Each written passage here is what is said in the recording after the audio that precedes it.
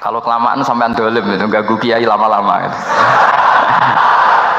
Saya tadi sudah bilang sama panitia, orang Indonesia itu nggak sopan. Kalau suka kiai itu didatangkan, itu agak masalah sebetulnya. Dalam etika itu masalah. Kalau seneng kiai ya sowan ngaji, jangan sowan di dalam, itu ganggu ya, sowan ngaji saja. Dulu Imam Malik itu anaknya raja itu, Imam Malik itu seangkatan dengan Harun ar-Rasyid. Makanya jangan berharap kalau saya gampang diundang. Bukan karena saya sombong, memang etikanya seperti itu. Jadi Imam Malik diminta datang ke istana untuk ngajar anak-anaknya Harun apa?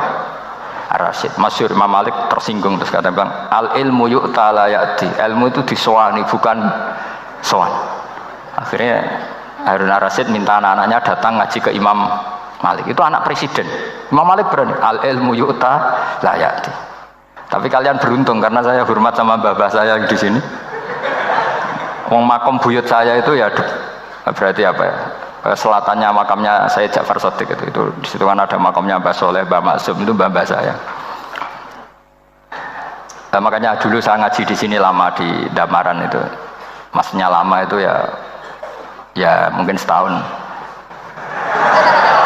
Karena saya memang mulai kecil di Sarang, sampai sekarang saya masih ngajar di Sarang.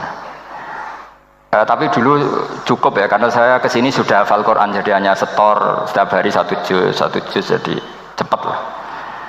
Saya tidak punya masalah ingatan, alhamdulillah, jadi cepat hafal. Saya terangkan lagi ya, ini penting ya, masalah mukjizatnya Quran. Selama ini orang tuh mau bilang kok mukjizatnya Quran itu dahsyat, tapi nggak bisa menerangkan, itu masalah. Makanya kita harus bisa menerangkan mukjizatnya Al-Quran dahsyat itu apanya. Yaitu tadi, tongkatnya Nabi Musa hanya disaksikan oleh orang yang di era itu. Toh tujuannya mukjizat adalah diakui kemudian orang menjadi iman. Lalu Rasulullah SAW beliau sudah intaqala ila rafiqil a'la. Tapi konsepnya Quran menjadikan orang yang nggak ditunggui beliau tetap iman ila yaumil kiamah. Itu yang maksud fa'arju an akuna aktsarahum tabi'an yaumal kiamah. Mukjizat saya itu cukup Quran kata Nabi, dan dengan mukjizat itu orang akan iman ila yaumil kiamah. Caranya seperti ini. Karena tadi sedahsyat-dahsyatnya mukjizat tujuan utama orang terdikte supaya ikrar ngakui kudrohnya Allah. Lah ngono kok ngenteni tongkat sakti lah opo, cukup delok nyamuk. Paham ya? Jelas ya? Alhamdulillah, mau naik kelas ini sudah benar, ini sudah benar. Terus kedua begini, kedahsyatan Quran lagi. Quran itu bisa merunut, mentartibkan logika. Bahkan logika ini logika yang universal. Siapa saja merasakan logika itu. Misalnya begini, dulu orang kafir itu punya Tuhan banyak. Tentu yang dipertuhankan ya mana? Yang dipertuhankan itu banyak. Karena pikiran mereka urusan banyak, problem banyak, ya Tuhannya harus banyak. Ada BPKB digadekan, istri cerewet, macam-macam lah itu kan. Problemnya banyak, maka Tuhannya harus banyak. Karena Tuhan itu maknanya penyelesai masalah. Sehingga kalau masalahnya banyak, Tuhan harus banyak. Ketika Rasulullah membawa konsep satu Tuhan, mereka janggal. Makanya mereka bilang, aja'alal alihata ilaha wahida inna hadza la syai'un ujab. Masa Tuhan satu? Ini aneh, nggak bisa. Tuhan harus banyak, karena masalah kita banyak. Itu terpatri, di otak mereka terpatri. Lalu Nabi dengan santai diajari Allah menerangkan, andaikan kalian punya majikan banyak dan perintahnya beda-beda, kamu suka enggak? Ya enggak suka, mat, enggak enak. Punya majikan banyak itu udah enak. Milih mana majikan banyak sama satu? Satu aja, mat. Tuhan kamu adalah majikan kamu. Kalau banyak kamu bingung. Ya mat, satu aja, mat. Itu segampang itu. Jadi menggiring, Tuhan itu kan bos kita, tuan kita. Kalau banyak berarti yang memerintah kita banyak, dan bisa konflik bos-bos kita ini karena berebut anak buah tadi. Akhirnya mereka, kalau kamu punya majikan banyak dan perintahnya beda-beda, semuanya minta dilayani, kamu pusing enggak? Ya pusing, mat. Minta mana? Majikan banyak sama satu? Satu saja, Muhammad. Ya Tuhan kamu adalah atasan kamu, maka harus satu. Mereka paham. Oke, mat, Tuhan satu. Itu yang dimaksud dorobawaw matalar rajulan fihi syuraka mutasyakisuna wa rajulan salamal lirajul hal yastawiyani masalah langsung alhamdulillah. Karena mereka yang paling bodoh pun paham dengan logika itu, paham. Kalau Tuhan banyak, perintahnya banyak, kita repot. Maka Allah bikin satu masalah, yaitu rajulan fihi syuraka mutasyakisuna wa rajulan salamal lirajul. Satu lelaki, satu bos, satu perintah. Kayak apa mudahnya Allah. Kemudian mereka tetap menuhankan Lata, Hubal dan Uzza karena mereka dipertuhankan. Sebenarnya nggak pernah Tuhan tapi dipertuhankan. Allah memberi contoh itu sederhana sekali. Wa daraballahu mathalan rajulaini ahaduhuma abkam la yaqdiru ala syai'in wa huwa kallun ala maulah aina ma yuwajjihu la ya'ti bi khair hal yastawi huwa may ya'muru bil adl.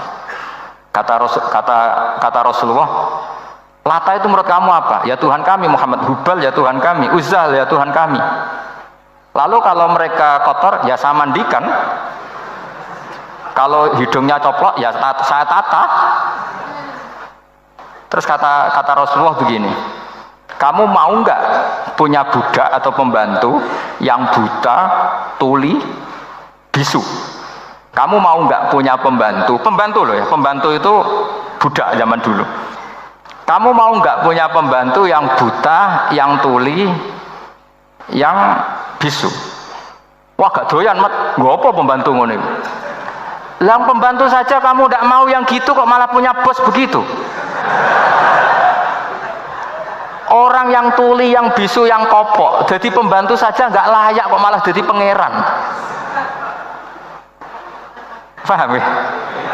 Arca dan berhala itu kan nggak bisa apa-apa. Kamu mau gaji ngasih THR pembantu yang kopok, bisu, picek, mau? Wong jadi pembantu saja nggak sah kok mau jadi apa? Tuhan atau jadi majikan. Jadi Allah bikin contoh gampang sekali. Wa daraba mathalan rajulain ahaduma abkam la yaqdiru ala syai'in. Enggak bisa apa saja. Wa wa kallun amala maulah. Anane ngrepoti tok. Inama yuwajjihu la yati bi khair. Mudah sekali. Akhirnya mereka berbondong-bondong iman karena logikanya ditata oleh logika Al-Qur'an. Makanya agama ini sebenarnya nggak pernah datang dengan kekerasan, itu tidak pernah. Bil hujjah, dengan argumen tasi, itu disebut qul falillahil hujjatul balighah. Nah sekarang orang rapati soal argumentasi, senengane neror. Nah, itu rapati ngaji. Sebenarnya agama ini mudah. Ad-dinu yusrun, agama ini mudah, logikanya gampang. Untuk tidak menuhankan Yesus atau Isa, Quran juga datang dengan penjelasan yang nggak jelimet, yang gampang saja. Kata Allah, mal masihu ibnu maryam illa rasul qad khalas min qablihir rusul wa ummuhu siddiqah kana yaqulanit ta'am. Kok arani pangeran piye? Nek mangan ya lesu. Kamu kebayang enggak misalnya punya Tuhan terus mbok gratisi pas marung. Terus kamu bangga, alhamdulillah tadi habis ngratisi Tuhan. Tadi kelihatannya kelaparan, tak gratisi, senangnya bukan main. Kamu mau punya Tuhan yang seperti itu? Mau? Enggak mau kan? Allah menjelaskan karena ya kulanit kuduyan sego, artinya nak orang mangan yo lemes. Pas kamu minta ternyata Tuhannya baru lemes. Jadi Quran itu tidak sinis enggak, tapi menggiring logika bahwa ini tidak mungkin Tuhan. Wong karena ya kulanit gampang kan? Itu gampang. Gampang sekali, logika Quran itu gampang sekali. Dan masalahnya kita sekarang tidak mengkaji Quran yang sisi ini. Ya termasuk kritik kita ya, tapi ya sudahlah, ini dunia ya macam-macam. Ono sing ngaramno lomba, ono sing mendukung lomba, macam-macam. Saya tidak dalam posisi mendukung dan menolak. Saya 0-0, jadi tidak ke kanan tidak ke kiri dalam konteks tadi. Karena ya sudahlah, itu sudah takdir, semuanya takdir. Ada yang setuju ke lomba, ada yang mengharamkan apa? Lomba. Tapi sebetulnya kalau kita berpikir Quran diturunkan ya untuk yang saya terangkan ini, menjaga logika agama al-hujjah al-balighah ila yaumil kiamah. Karena kita tidak perlu tongkat lagi Nabi Musa, nggak perlu ontanya Nabi Soleh. Cukup dikawal aturan-aturan iman yang cukup mudah dan kita temukan di mana saja ayat-ayat itu. yaitu wa ma min dabatin fil ardi wala ta'iri yatiru bi janahihi illa umamun amsalukum atau inna fi khalqis samawati wal ardi dan seterusnya. Nah, cara berpikir gimana Gus? Gampang tadi. Kalau tongkat Nabi Musa membelah laut adalah hal yang kita tidak mampu. Memangnya kita mampu bikin langit bumi? Tidak mampu kan? Berarti ini sudah cukup menjadi ayat kekuasaannya Allah. Jelas kan? Maka mukjizat Quran ini mengawal umatnya Rasulullah SAW ila yaumil kiamat dengan logika seperti itu. Saya ulang lagi, dengan logika seperti itu. Maka ulama nggak boleh berhenti seperti saya ngomong terus seperti ini. Makanya ngendikane Allah, lam yakunil ladzina kafaru min ahlil kitabi wal musyrikin munfakkina hatta ta'tiyahumul bayyinah. Bayyinah itu apa? Rasulun minallah yatslu suhufam mutahharah. Orang kafir semuanya kata Allah, baik berkategori kafir musyrik maupun kafir ahli kitab, itu tidak akan tercerabut dari akar kesalahan mereka, dari cara berpikir mereka, hatta ta'tiyahumul bayyinah, sehingga datang satu kejelasan yang jelas welo-welo. Itu apa? Rasulun minallah yatslu suhufam mutahharah, yaitu rasulnya Allah yang membaca sahifah-sahifah suci, maknane Al-Qur'an. Untuk menafikan ketuhanan berhala, ketuhanan Yesus kita cukup dengan konsep Quran. Kayak tadi kana yakulanit, termasuk untuk menafikan Tuhan balita, paham ya? Tuhan apa? Fir'aun. Ini contoh terakhir. Sampai siap-siap saja selesai. Karena saya memang mau selesai ini, bukan guyon, memang mau selesai. Karena menurut saya mukjizatnya Quran itu jelas. Jadi diterangkan seperempat jam ya jelas, 10 menit ya jelas. Kalau kamu butuh lama, berarti kamu menyaksikan kejelasan Al-Quran. Dan itu kriminal besar. Ya. Kalau nggak boleh dibahasakan murtad besar, ya kriminal apa besar. Nggak guyon, betul itu. Saya tadi mau menyontohkan apa tadi? Tuhan balita ya.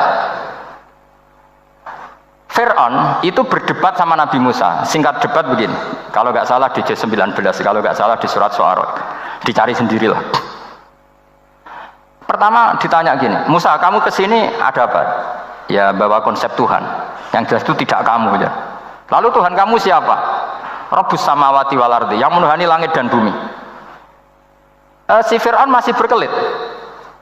Begini, soal yang di bumi, saya jalan-jalan kemana-mana, setahu saya yang jadi Tuhan saya. Ma'alim tulakum min ilahin apa? Di mana-mana yang dituhankan saya. Soal kemungkinan di langit begini, tunggu saya. Terus di Haman dipanggil, ya Haman ibnili sarhal ali abluhul asbab as-samawati fa'attali'a ila ilahi Musa. Haman, bikinkan saya piramida yang tinggi. Saya mau lihat Tuhannya Musa, apa betul ada? Padahal andaikan terjadi piramida kan Tuhan pun nggak bisa dilihat. Wong sampean yang wali saja tidak bisa melihat. Wali tadi yang sing disakeni Allah tadi itu aja nggak bisa melihat. Apalagi Fir'aun. Akhirnya Nabi Musa sadar bahwa logika itu tidak masuk ke Fir'aun, tidak masuk. Padahal ada pengawalnya banyak. Dan karena semua Nabi fatona, itu ibarat mobil ganti gigi, ganti argumentasi. Gini saja, yang menuhani leluhur kamu, mbah-mbah kamu, itu sontak kaget Fir'aun. Pengawalnya ya kaget. Oh iya, kalau Fir'aun ini Tuhan, mbah-mbahnya tanpa Tuhan. Kan Tuhannya datang terlambat. Berarti mbah-mbahnya dulu itu tanpa Tuhan, karena ini ada Tuhan balita tadi itu. Akhirnya hampir separuh, mungkin hampir semua pengawalnya Fir'aun itu iman semua. Meskipun yaktumu imanahu, ini yang diceritakan kan, wa qala rajulun mu'minun min ali fir'auna yaktumu imana. Karena runtuh, semua logika Fir'aun sebagai Tuhan itu runtuh. Hanya dengan logika, kalau kamu Tuhan, lalu mbah-mbah kamu Tuhannya siapa? Fir'aun mangkel. Wah bahaya logika Musa, tangkap Musa, gak debat lagi. Kayak apa mudahnya logika Quran untuk menafikan ketidaktuhanan Fir'aun. Yaitu mengatakan Rabbukum wa Rabbu abaikumul awwali. Karena dikatakan Tuhan langit, Fir'aun masih berkelit. Nanti dulu, saya mau bikin piramida, mau saya lihat ada enggak Tuhan kamu. Nabi Musa langsung ganti gigi, yang nuhani mbah-mbah kamu. Orang kan berpikir, ini kalau Tuhan betul, lalu orang-orang dulu Tuhannya siapa? Kan Tuhannya datang terlambat. Nah itu lagi-lagi, dan kita baca Quran itu ila yaumil kiamah. Makanya tidak ada umatnya Rasulullah SAW kemudian imannya itu ada syak, nggak ada sama sekali. Karena dzalikal kitabu la raiba fihi mir rabbil alamin. Ya, mohon cekap ya. Mumpun gampang nih. Masalah